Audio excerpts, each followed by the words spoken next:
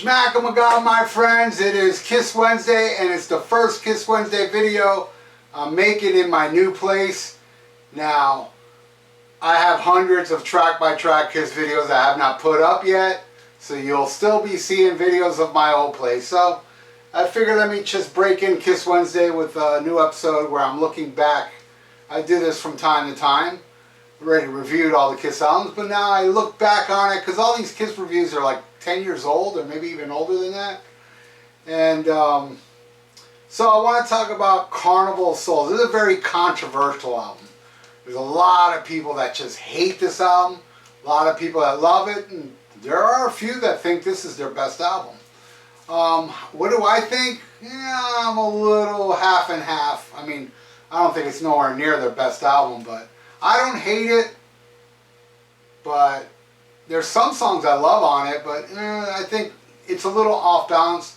Now, I don't know if I said this in my Kiss Carnival of Souls review back in the day, but I was always under the impression listening to this album that Gene and Paul's mind was more on the reunion, and they didn't put 100% into this. Because I feel some of these songs they just don't sound complete.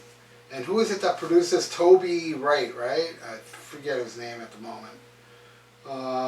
Yeah, Toby Wright. I interviewed Toby Wright in Nashville at the Rockin' Pod, and he said, I asked him that. I go, man, was Gene and Paul really into it because of the reunion stuff? And he said that they put 100% into this album. Maybe he's telling the truth, or maybe he wants to work with Gene and Paul again. I don't know. But, alright, let's run through this album. And, yeah, a lot of people do have a problem with this album because it's Kiss going grunge, but Kiss jumped on every trend. I mean, even from the beginning, Alice Cooper, Makeup, and, you know, Slade, and Humble Pie. There was a lot of Free, Led Zeppelin. A lot of that shit in the early days, and then, you know, Rod Stewart became big, Hard Luck Woman, Disco, I Was Made for Loving You, Pink Floyd The Wall, The Elder, and then, you know, Creatures and Lick It Up, and Analyze Metal was getting big in the 80s. Then Bon Jovi with Crazy Nights, and so on. And then Revenge came, and by this time, you know, they were a joke with the Asylum outfits, or You Make Me Rock Hard, let's put the X and sex, and then they were tough all of a sudden, wearing leather, and it just was so contrived. I'm not the biggest fan of Revenge. Actually, I don't like Revenge. I love Unholy, Thou Shalt Not's okay, and what is it, Heart of Chrome, but the rest of it I feel is overrated, and I'm not the only one that feels that way. So many people find Revenge overrated. I'm with you. And so many people love it. They think it's an amazing album, some think it's their best album. I'm not with you, but it's cool that you think that. Now this one, I don't think it has a song as good as Unholy, but it has more songs I enjoy off here than I enjoy on Revenge. And let's go through this. Like, I like the first song. Hate is kind of like Unholy Part 2. Not as good, but it's okay. I dig it. Rain, I don't dislike Rain. I think it's okay. It's you know, it's Paul Stanley singing about depression, you know, the grungy, you know, shoegazer stuff, and, you know, oh, Paul's not like that. Well, Paul ain't like, you know, in Exposed with 100 chicks in the bed. Come on. That was Gene. That wasn't Paul. Master and Slaves, that's my favorite off here. I love that song. I think that song smokes. Childhood End, the worst. I actually hate that song. And it amazes me that it made the box set. It's one of the Kiss songs. If I was to pick like the top 10 worst Kiss songs, Childhood End would make it to top 5. And you know they have a lot of crappy songs. I'm not talking to you Kiss tards. I know they do nothing wrong. But Childhood End is terrible. I can't stand that song. I Will Be There. Alright. It's alright. It's different for Paul, you know, because the power ballad was so big, and here he is singing in a little acoustic number about his son. It seems a little more genuine to me than Reason to Live or or Every Time I Look at You and Forever. You know, those were just contrived. Where this one, okay, let me sing a song about my son. It's a little different, you know. Jungle kicks ass. That's a great damn song. Then it starts going down. Like In My Head. In My Head is one of those songs that sound like it needed more work, but according to Toby Wright, it didn't. That's how they wanted it. It Never Goes Away is probably the most grungiest, depressing song on here, and it's one of my favorite Paul Stanley vocal performances, and I love it. It's dirty and it's almost Sabbathy. Hey man, there's a lot of grunge I did like, man. I loved Alice in Chains. I mean, that band, they were dark and that shit was like metal. And Bad Motorfinger from Soundgarden, that's some great shit, man. I'll take it over Unskinny Bop and all that fucking fluff bullshit.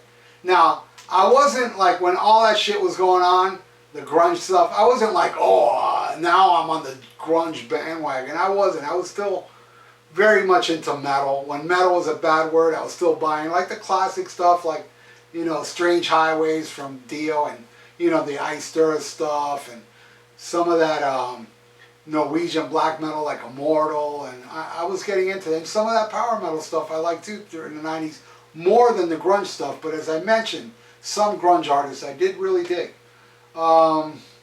Seduction of the Innocent, what is that?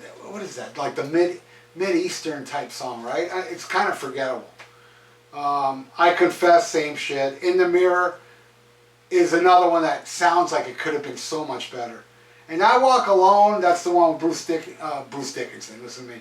Bruce Kulick singing. To me, it reminds me of the Foo Fighters. And I don't like the Foo Fighters. It sounds like a Foo Fighters song to me. It always did. And that's how long the Foo Fighters have been around. A lot of people think that Foo Fighters, oh well, rock ain't dead, we still got newer bands like Foo Fighters. Man, Foo Fighters was around before this came out. And I think Bruce sounds like Dave Grohl when Dave Grohl does those like mellow type vocals. So, and I can care less. But in the end, it's an okay album. I think the album cover sucks. I like that original cover they had with the zipper head.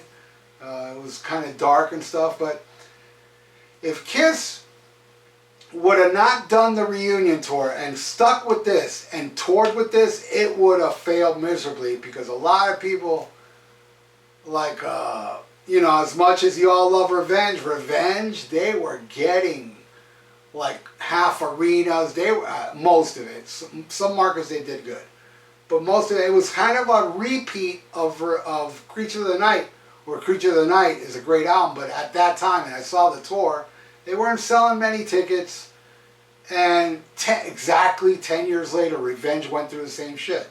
They went back to more of a hard rock.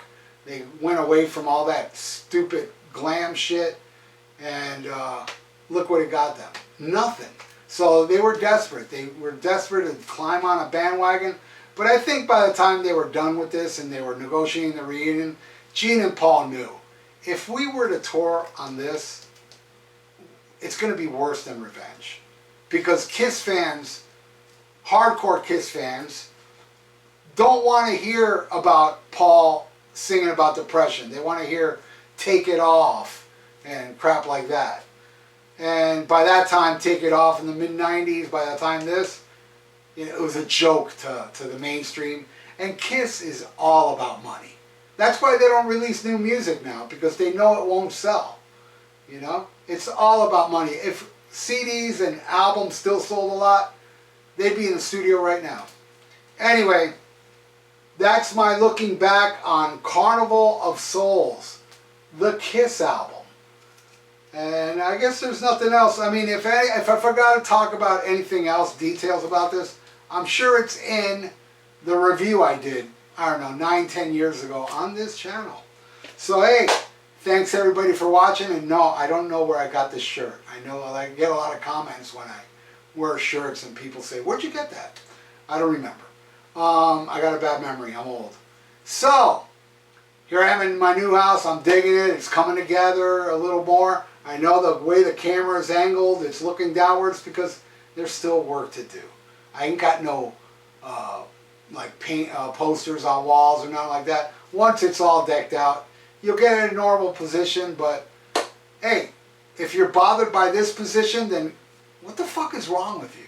Seriously, get over it. Get over yourself. And subscribe to my channel if you haven't, and please donate if you'd like to. So stay frosty, my friends, and schmack 'em a gob.